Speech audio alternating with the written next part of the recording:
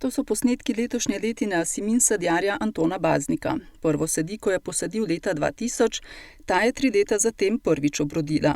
Potem smo posadili še neke druge sorte, tako da imamo zdaj trenutno posajenih 7 sort.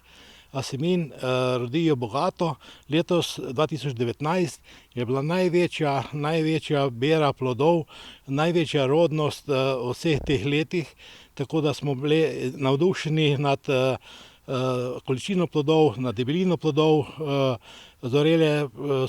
Plodovi so začeli zoreti nekje 10. septembra in so zoreli praktično do nekje sredine oktobra.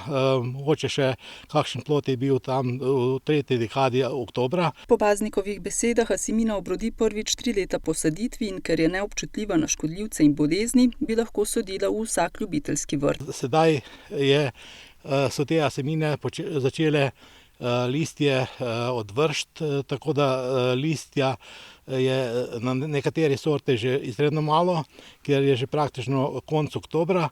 Tako da, kot pravim, sadika je izredno odporna, zanimiva za sajenje, ni bolezni, ni škodljivcev, tako da je primerna za vsak vrt, za vsako dvorišče, za vsak sadovnjak, bilo kje se posadi. Plod je izredno hranljiv, zanimiv za presnojedce, za vse, ki imajo radi okus ananasa, manga, banane. Čeprav Asimina po okusu spominja na tropsko sadje, pa ni občutljiva na mrzle zime, kakršne imamo v večjem delu države. Marsikdo, ko je posekal kakšen vinograd ali je imel prostor doma, je posadil sadike Asimin.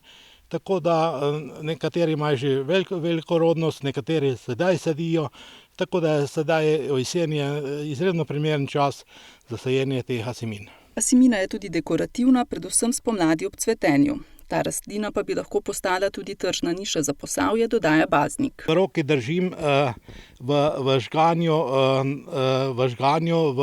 namočene plodove Asimin, tako da jih se lahko vidi čez celo leto pri nas. Pri nas se tudi vidi 20 let stara sadika. Asimina je najstarejša sadika v Sloveniji. Ob tem še dodaja, da je pomembno, da je sadika cepljena, saj tako zagotavlja boljšo kakovost ploda.